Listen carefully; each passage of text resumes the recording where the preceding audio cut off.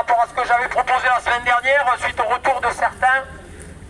Ces petites réunions ont pour objectif de pouvoir échanger sur des actions à mener, des tournures à faire prendre au mouvement et à partager des idées, que chacun puisse s'exprimer. Concernant le lieu, beaucoup de personnes m'ont demandé à ce que ça se fasse plutôt ici, ce que je trouve assez judicieux.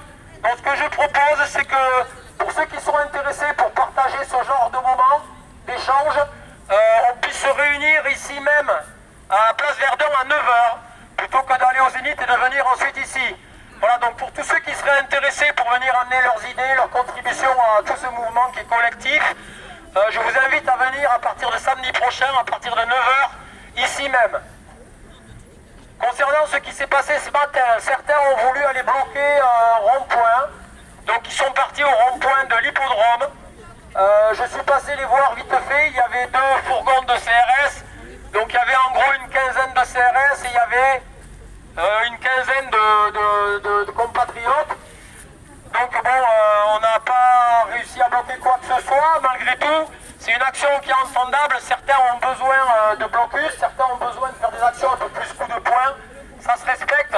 Par contre, je pense que ça doit vraiment se discuter et se décider de manière un petit peu plus collégiale, afin que ça ait plus de portée si on reproduit ce genre d'action. Donc l'idée, c'est qu'on puisse échanger à ce sujet les samedis matins avant la manifestation. Ensuite, j'ai eu pas mal de retours de personnes qui trouvent qu'on part un peu trop tard. Bon, c'est vrai que là, il est moins le quart, je vais essayer de ne pas parler trop longtemps, mais se réunir à 10 h pour certains et attendre 45 minutes ici, des fois c'est un peu long, sachant qu'on va aller sur des journées un peu plus froides, un peu plus maussades. Donc l'idée, ça serait d'acter pour qu'on parte à 10 h 30, ça serait pas mal, je pense, ça serait un bon compromis. Parce que partir plus tôt, le problème c'est qu'on ne croisera pas grand monde au niveau des restaurants et des bars. Donc 10 h 30 ça paraît pas mal, la manifestation se terminerait vers midi et demi. En gros, donc ça permettrait d'avoir de la visibilité en ville. Voilà, si vous êtes d'accord, je pense que... Est-ce que ça vous va? Vous pouvez lever la main si ça vous va. Ça me permet de voir un peu. Bon, super, très bien. Maintenant, je vais parler de certaines actions qui vont avoir lieu, qui sont assez importantes et je pense qu'ils vont plaire à pas mal de personnes. La première, j'en avais parlé la dernière fois, c'est la marche blanche. L'idée, c'est de faire une marche blanche comme une marche blanche officielle en hommage à un décès consécutif à soit un acte de violence policière ou autre. Là, l'idée, c'est de faire une marche blanche avec, en termes de revendication, le nombre de dommages collatéraux produits par et la vaccination et le pass sanitaire, à savoir les décès, les effets secondaires, les mises à pied avec perte de salaire, les suicides des enfants et les dépressions des enfants et des adolescents, etc. Cette marche blanche a été suggérée par un collègue à moi de Tarbes. Eux, a priori, vont la faire normalement le 18 novembre, c'est un jeudi. Nous avons un petit peu échangé et nous trouvions assez intéressant de la faire la semaine suivante et plutôt un soir où il y a un peu de monde dans les restaurants et les bars, à savoir un vendredi soir. Ça serait le 26 novembre, ça sera à confirmer, mais un vendredi soir à partir de 18 h, 18 h 30 maximum, sachant qu'avec le changement d'heure, la nuit tombera plus tôt. L'idée, c'est de faire ça avec des flambeaux, avec donc des affiches qu'on fabriquerait, qu'on constituerait d'une manière assez, uniforme, à savoir par exemple un fond blanc avec des lettres écrites en rouge ou en noir. Ensuite, une tenue vestimentaire à définir. Alors, il ne faut pas que ça fasse secte non plus. Voilà, mais il faut que ce soit quelque chose d'assez solennel. Et le message serait le suivant. Ce serait une marche silencieuse. Il n'y aurait aucun slogan de scandé, pas de musique. Une marche lente et silencieuse avec des endroits stratégiques où on ferait des sit-ins ou des die-in, histoire de représenter un petit peu de manière forte les conséquences de cette crise. Et pourquoi pas, certains ont suggéré d'y aller avec l'enceinte amplifiée et avec un message enregistré dessus qui relayerait ce qu'il y aurait sur les affiches. Par exemple, X morts, X effets secondaires, myocardite, péricardite, suicide, etc. Et ensuite on se relèverait, on irait dans une autre zone stratégique.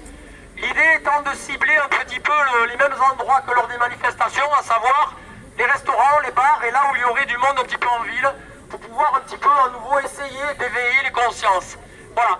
Cette marche blanche va être également relayée sur Lourdes. Alors pourquoi je vous dis ça?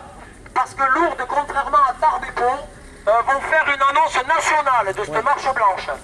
Lourdes, pourquoi? Parce que mine de rien, qu'on soit croyant ou pas, tout le monde en France connaît Lourdes. Et l'idée d'une diffusion nationale est très intéressante. Et on va se mettre en contact avec eux afin que pourquoi pas ils puissent venir sur Pau pour la nôtre et qu'on puisse aller sur Lourdes pour la leur. Celle de Lourdes aurait lieu le 5 décembre. C'est un dimanche. Pour ceux qui sont au courant et qui suivent le Dernier Rempart. Le Dernier Rempart, c'est un groupe collectif qui a des chaînes YouTube et Facebook. Le Dernier Rempart, c'est un groupe qui investit des villes de France pour faire des manifestations. Alors pas comme les nôtres, ils ne marchent pas dans la rue, mais ce sont des manifestations où il y a des stands d'échange, des stands de discussion sur le monde qu'on veut de demain. Le groupe du Dernier Rempart a officialisé leur venue sur Pau le 4 décembre. Donc ce collectif va venir sur Pau le 4 décembre, c'est un samedi, afin de faire un petit peu les manifestations qu'ils font dans la France entière. Alors j'ai trouvé ça assez rigolo parce que sans se concerter avec Lourdes, Lourdes c'est le 5 et le Dernier Rempart, la venue sur Pau, c'est le 4. Nous allons rentrer, nous sommes déjà pour certains en contact avec la personne du Dernier Rempart et avec ceux de Lourdes. L'idée serait donc de réunir les personnes qui seront présentes sur la manifestation avec le Dernier Rempart, de les faire rester jusqu'au dimanche, donc voir avec eux s'il faut les héberger ou quoi, afin que l'on groupe du coup les deux événements et qu'on enchaîne avec le Dernier Rempart sur Pau, c'est-à-dire notre manifestation ici classique, suivie ensuite en début d'après-midi par leur intervention, avec donc du coup des stands d'échange, de dialogue, etc. Ils vont également normalement faire venir des têtes un petit peu des influenceurs bien connus de nos mouvements. Lalanne, Et l'idée c'est que donc ils restent jusqu'au dimanche et qu'ils rejoignent le mouvement de Lourdes pour la marche blanche du dimanche. Voilà en gros par rapport à la marche blanche. Autre information, nous sommes en contact avec Martine Vonner. Un ami à moi de Tarbes l'a contacté, a contacté son attaché et en fait elle serait ok pour venir sur Pau faire une intervention le dimanche 21 novembre. Alors pourquoi c'est intéressant? Martine Vonner, pour ceux qui le savent, ont créé un groupe, un collectif qui s'appelle Ensemble pour les libertés. Martine Vonner, certes c'est une personne politique, mais qui s'est comment dire, désolidariser du mouvement. C'est une personne qui à la base est une psychiatre, qui est depuis très peu dans le monde politique, donc c'est une personne qui n'est pas rattachée à quelques lobbies, à quelques personnes, comment dire, qui ne vient pas, ce n'est pas une énarque, etc. C'est une personne du peuple, et l'objectif qu'elle souhaite mettre en place, c'est de réunir et de trouver un autre discours citoyen, de réécrire en fait le collectif et de constituer une force de rassemblement des citoyens afin de se désolidariser du système politique que l'on connaît jusqu'à aujourd'hui. Donc elle est en contact avec beaucoup de groupes, beaucoup de collectifs, beaucoup d'organisations non gouvernementales afin de voir ce que l'on peut constituer de manière très collégiale, très collective, très horizontale pour un fonctionnement de la société viable et qui s'affranchirait de tout lien vraiment lobby politique actuel tel qu'on la connaît. Il faut savoir que l'échéance politique, mine de rien, ce sont les élections de 2022, ça arrive très vite. Il ne faut pas se voiler la face, d'ici là on n'aura pas fait tomber le pouvoir en place, on n'aura pas réussi à construire quelque chose de tout neuf et tout beau. Donc ce genre de proposition venue de cette personne peut être intéressante, sachant qu'en fait elle se place comme une porte-parole des citoyens et pas comme quelqu'un de directif qui imposerait ce qu'elle souhaite. Voilà, l'idée c'est que les propositions émergent de groupes existants. Donc elle sera là le 21 novembre normalement. Je suis en train de chercher une salle pour cela. L'idée c'est qu'on soit entre 500 et 1000 à pouvoir y assister. Donc je vais voir avec la Foire Exposition, je vais voir avec d'autres salles sur Pau. Il faut savoir que pour ce genre d'événement, vu que c'est à caractère politique, le pass sanitaire n'est pas obligatoire.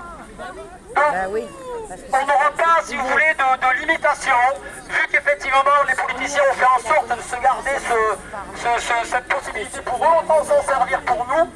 Donc l'idée c'est d'avoir une salle la plus grande possible, de relayer ça également en visu avec Brigitte, vous pourrez filmer sur Vécu pour les gens qui ne pourraient pas être là. sachant que pour diffuser l'information, ne soyez pas inquiets. Pour ceux qui le savent, je me suis certes désolidarisé de l'association Citoyens Libres des Pyrénées, mais j'ai toujours de très bonnes relations avec eux, et l'idée c'est d'échanger. Je ne suis pas quelqu'un qui agit en freelance, au contraire, j'aime bien partager les idées et qu'on les partage avec moi. Donc cette information, j'ai vu donc avec Lucien qui est chargé du groupe Action de l'association Citoyens Libres des Pyrénées. Il se chargera du coup de relayer ces informations sur les canaux de l'association, et on aura l'occasion d'en reparler lors des manifestations prochaines. Pour certains qui seraient inquiets de ne pas avoir les informations, je vous invite à venir me voir. Comme la semaine dernière, je vous donnerai un mail que j'ai fait spécialement pour le genre d'action qu'on fait en ce moment, sur lequel vous pouvez m'envoyer du coup vos demandes, et je vous retransmettrai les dernières infos du jour. Dernière information, je vais essayer d'être rapide. J'ai pensé à faire une petite action à venir. Il faut voir comment on peut la mettre en place. J'ai peut-être été inspiré par Madame Marion Code qui a parlé des chaînes humaines. C'est quelque chose qui parle à beaucoup. Pourquoi une chaîne humaine? Parce qu'une chaîne humaine, ça montre deux choses. Ça montre qu'on est liés les uns aux autres déjà, en se tenant la main, ça c'est fort. C'est fort, c'est puissant même comme message. Et l'autre idée, c'est qu'on arrive également, en se liant les mains, à faire des choses et à se coordonner, ce qui n'est pas toujours facile. L'idée que je vous propose, vous me dites si ça vous plaît ou pas, c'est que un samedi matin, avant la manifestation, on se réunirait. Avant la manifestation, on se réunirait sur l'espace d'herbe, là où il y a la foire actuellement, là-bas, là où il y a les manèges. J'ai un ami à moi qui est pilote de drone, professionnel. Donc en fait, il a l'autorisation, une fois qu'il fait la demande, de pouvoir filmer des événements avec son drone. L'idée, c'est qu'on puisse faire, du coup, sur le grand espace vert, une chaîne humaine, mais qui représenterait des mots qui nous tiennent à cœur, comme la liberté, comme le partage, comme la solidarité, la fraternité, l'égalité, etc. Donc l'idée serait de se réunir là-bas, de constituer ces mots à dimension humaine en se tenant par les bras, et que lui puisse le filmer d'une hauteur suffisante pour que ça puisse être vraiment représentatif, et ensuite qu'on puisse diffuser ça sur des réseaux, à voir lesquels, mais bon, de manière à ce qu'on soit un peu visible et que Pau prenne encore un peu plus d'ampleur sur le mouvement qu'on continue de faire. Voilà. En fait, il y aurait par exemple 50 personnes qui feraient le L de liberté, 40 personnes qui feraient le I, etc. Des lettres géantes comme ça, un peu comme il y a des fois autour de France, lorsque c'est filmé d'hélicoptère, il y en a qui font passer des messages, et l'idée, ça serait de faire passer ce message-là. Voilà, est-ce que c'est quelque chose qui vous parle? Vous pouvez lever la main si ça vous intéresse de faire ce genre d'action. Voilà, ça serait super. Alors, ça montrerait qu'on arrive à se coordonner et qu'on est tous solidaires, et c'est un petit peu l'idée d'aujourd'hui. Voilà, je vais vous souhaiter à tous une bonne manif, sachant que c'est nos amis qui reviennent. On va donc investir les rues de Pau. Les musiciens vont ouvrir la marche pour indiquer au cortège le sens de la marche.